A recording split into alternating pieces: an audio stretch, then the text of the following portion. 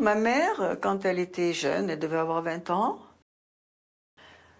Ma mère, bien vivante, quand elle était militante, et qu'elle était la grand-mère complètement épanouie avec toute cette dynastie. Ce sont des photos, encore aujourd'hui, que Monique ne se lasse pas de regarder. Pour ses 80 ans, le rassemblement de sa famille, nous avions fait une grande fête.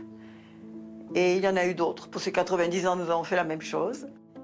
Jusqu'à son dernier souffle, cette militante du droit à mourir dignement est restée entourée par les siens. Ses enfants et ses petits-enfants, tous, ont assisté à sa mort. On est allé dans sa chambre à ce moment-là.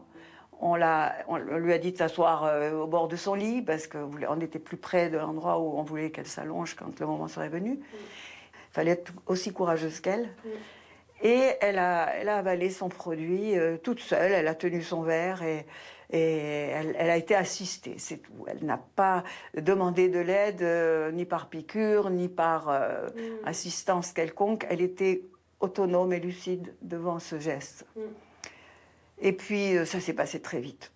Ça, je reconnais qu'elle avait à peine fini son verre, que ses yeux se sont révulsés et on l'a allongée. Alors, ce qui est magnifique, c'est que ça, pas une grimace de douleur, pas le moindre râle, rien.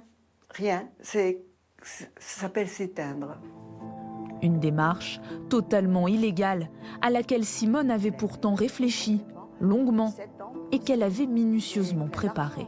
Elle avait un partenaire d'association qui était extrêmement investi. Elle lui a demandé est-ce que tu m'aiderais, tu m'assisterais en cas de besoin, parce que je sens que même convaincue, c'est très difficile d'assumer ça toute seule. Donc, ce médecin a répondu à sa demande. Déjà, il avait répondu qu'il était d'accord, ce qui nous a permis, à nous les enfants, quand on l'a vu à un stade très très mal, de donner un coup de fil de détresse à ce monsieur qui a répondu effectivement de façon concrète à ce qu'elle avait désiré. Car à 93 ans, Simone est épuisée, très affaiblie par son cancer. Et même si tous ses proches ne sont pas d'accord avec l'idée d'un suicide assisté, tous ont accepté de respecter ses dernières volontés. Pour ma mère, je me dis que ça aurait été non-assistance à personne en danger que de ne pas répondre à sa demande plutôt que de la voir se jeter par la fenêtre. Il y avait cette... on dit aujourd'hui qu'on peut être accusé de non-assistance à personne en danger quand on les aide à mourir. Eh ben moi, je dirais que c'est presque l'inverse. Une fin de vie choisie, apaisée, qui aux yeux de l'État passe pour un décès naturel, mais qui pour Bernard Senet n'a rien d'anodin, car il sait ce qu'il a fait et il l'assume. Il est l'ami, le médecin qui a aidé la mère de Monique à mourir. Quand on est généraliste, finalement, on accompagne les gens pendant des années, et moi je me vois mal, mais je pense que mes confrères font comme moi. Quand quelqu'un est au bout du rouleau, il dit « bon voilà maintenant, je veux m'arrêter ». Je ne peux pas dépasser ce stade-là de dépendance ou de souffrance. Souffrance psychique, pas forcément physique. Je ne veux pas aller plus loin. Je me vois mal de dire « bon maintenant, je t'abandonne ».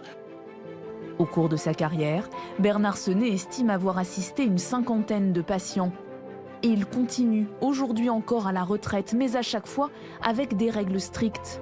Même si tout ça se fait de manière clandestine, le médecin s'est fixé une charte déontologique à respecter pour encadrer sa pratique. Quand j'aide quelqu'un, il faut qu'il y ait des directives anticipées, il faut que la personne les demande, il faut que la famille soit informée, il faut qu'elle soit dans une situation sans issue.